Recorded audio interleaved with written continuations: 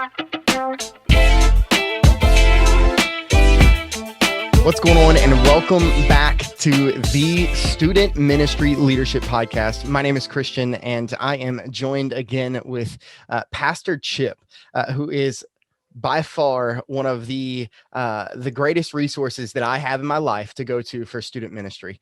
And so, Chip, thank you for Christian, joining us. You're lying, but you get a raise. Hey, no, it is the absolute truth. I was telling someone earlier this week how you have become a soundboard so often for just various things in life and ministry. And so I greatly appreciate it. But hey, man, you're welcome. Look, being old, I've been through a lot. So I can always teach you what not to do. That's for sure, my man. Hey, we need that. We need that in our life. That's it. That's the bottom line. Today we are talking about morning routines. We kind of hinted to this in last episode.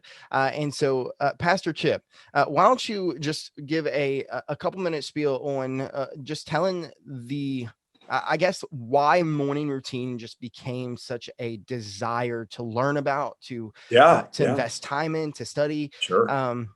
And we'll go from there.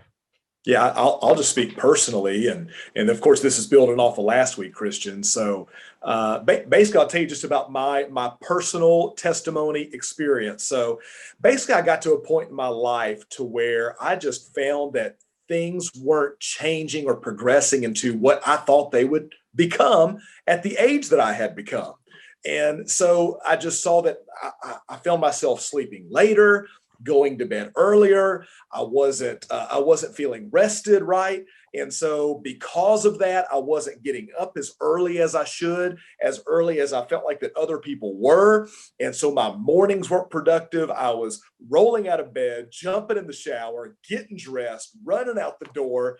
And then I felt like my whole day was just rushed, just like my morning. And so it really, to be honest, all came down to my sleep. I didn't feel like I was getting enough sleep, but at the same time, my purpose was I wasn't spending time with God, unhurried, unrushed time with God. And remember that quote, hurry is the enemy of intimacy, right? And so I ended up going to the sleep doctor. And the sleep doctor told me, because I never wanted one of those masks. I never wanted a machine. I never wanted something on my face at night to where I couldn't just roll over and kiss my wife, right? Mm-hmm. So I said, I'm not going to do the sleep study until I'd had enough. And I thought, let's go get a sleep study. So went to the sleep doctor and I said, Doc, I got the apnea. Get me a mask, get me a machine, whatever it takes. I have got to get some rest. I am waking up dozens of times a night. So he did the sleep test on me and I found out, he said, Chip, you do not have sleep apnea. He said, but I do want to give you this book. And I want everybody listening to write this down because this book changed my life. And the book is called Good Night Mind. Good Night Mind. I can't remember the author right now. It's a blue cover. Amazon it. Check it out. Good Night Mind. It changed my life. And here's why. I had heard a lot of the statistics on sleep and a lot of the science on sleep and whatnot, but it was this book that had all the information in one place and it fit it all together to where it changed my mind about sleep, to where I think about sleep. I think of sleep very differently than I always had. And the premise of the book is this. I'll help you out, but this won't help you unless you read the book, but I'll just tell you the premise. The premise of the book was sleep is not about length. Sleep is about depth. Not about length, but it's about depth. And so I had always thought the more sleep I got, get in bed earlier, stay in bed later, get more naps, means more rest. Untrue, falsified, fake news. So that was not true. What was true was what I was robbing myself of was deep sleep. In fact, what was robbing myself of deep sleep was long sleep. Long sleep was not giving me deep sleep. And so the book taught me how to get a deeper sleep so that I could get up earlier and I could maximize my morning routine and I could spend more time with the Lord. I could spend more time on personal development. So here's what I learned. When it comes down to the why, here's what I learned. If I wanted to be a better pastor, then I had to be a better person. Yeah. If I wanted a better ministry, a better student ministry, then I needed to be a better man. And so I found that because my time, personal time, was so hurried in the morning, and I wasn't able to spend ample time with the Lord, and I wasn't able to read in a book every morning, and I didn't have time to exercise in the morning, and I was going to work again, rolled out of bed, jumped in the shower, run out the door, barely any breakfast. I found myself going into work groggy and slow, like a zombie, and it took till lunch till I woke up, and that my ministry was not what it should be. So I found the way how to get up, be energized, feel refreshed, and I could spend time with the Lord to wake my soul up. I could spend time in a book to wake my mind up. I could spend time working out to wake my body up, so that when I went into the office, when I went into work, when I went into ministry, I was ready to roll. And because that's what I think is so important, that our ministries is more like a battlefield, where it's more like we're caught up in a war, and I need to treat my ministry, I need to treat myself Yeah. like I'm a Yeah. soldier going to battle every day. And I'm pretty sure soldiers don't roll out of bed and walk into a battle. They've got to be prepared and on point every morning. And that's who we need to be as pastors. Yeah. That's so good. That's so good.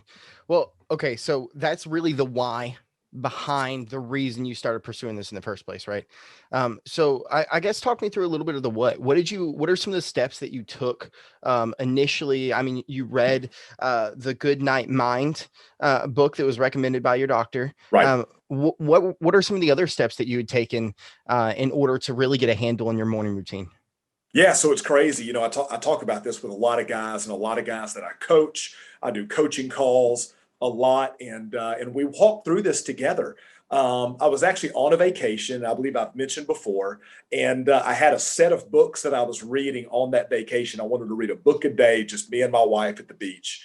And God changed it and said, I don't want you to read these 7 books you brought that you lugged in your suitcase. I want you to buy these other 7 books on Amazon, and I want you to read these.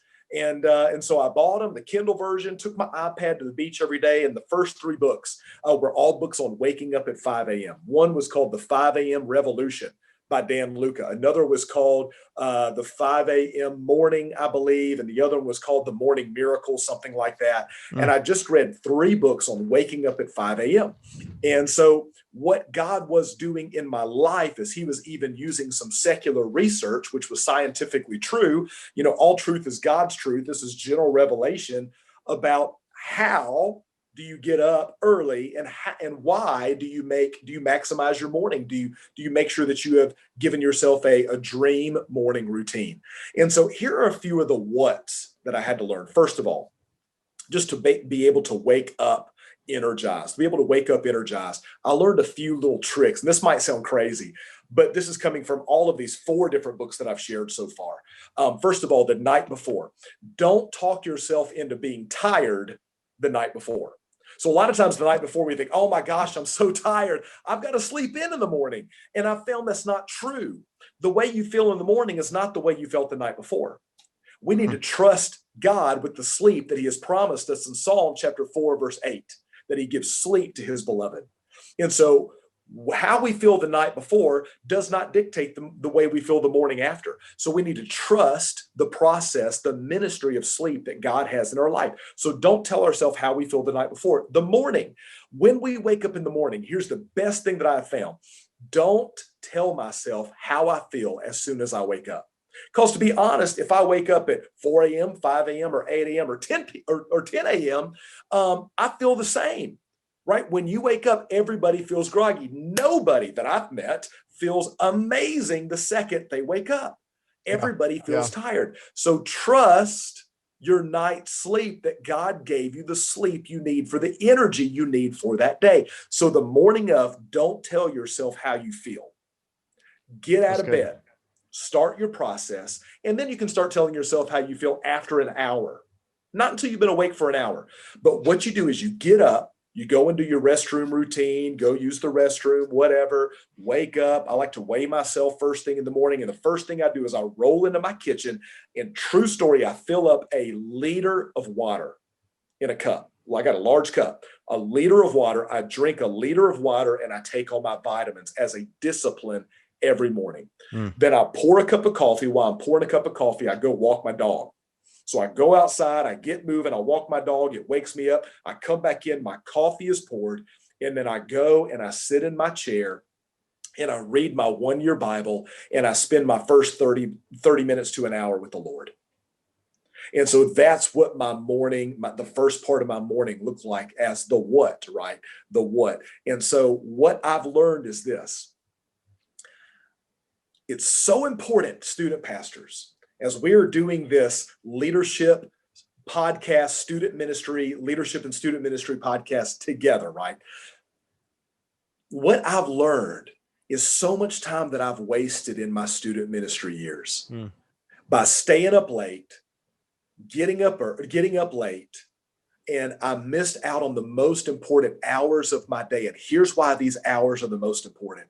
Because the way we start our day is the way we live our day. If we start our day late and rushed and in a hurry, the entire day will feel late and rushed and in a hurry.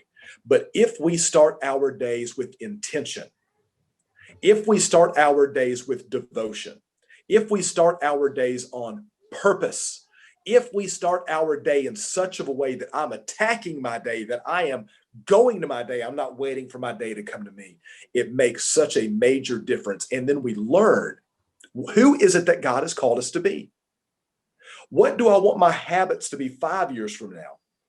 10 years from now? What do I want my habits, my morning habits? Who do I want to be in my 40s, my 50s, my 60s? Yeah. And it matters what we then do today. It doesn't just magically happen over time. It intentionally happens over time. Yeah. And so I have to build my dream morning routine, asking the question, what do I want my personal development and spiritual disciplines habits to be? And so I build that into my morning so that my habits, my routines, my disciplines in the morning then are what develops me to become who God has called me to be in my life currently and in my life in the future. That's good. Because that's what disciplines and developments do that we must do intentionally. That's good. There's a John Maxwell quote that I love. He says, we over-exaggerate what we did yesterday.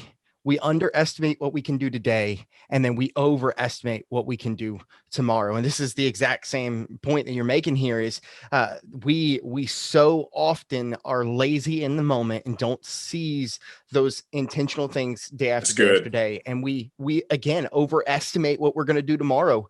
And then tomorrow becomes the day and today, and the same thing happens again. Christian, I had not heard that quote from Maxwell. Send that to me in the source where it's at, man. I got to read on that. Thank you. I will. I think it was actually in a Craig Groeschel podcast where I heard it for the first time, where he was interviewing Maxwell. Anyway, so good. Well, that's going to wrap up today's episode. I want y'all to go ahead and come back next week for part 2. We're really going to get into the how and what Pastor Chip's morning routine really looks like.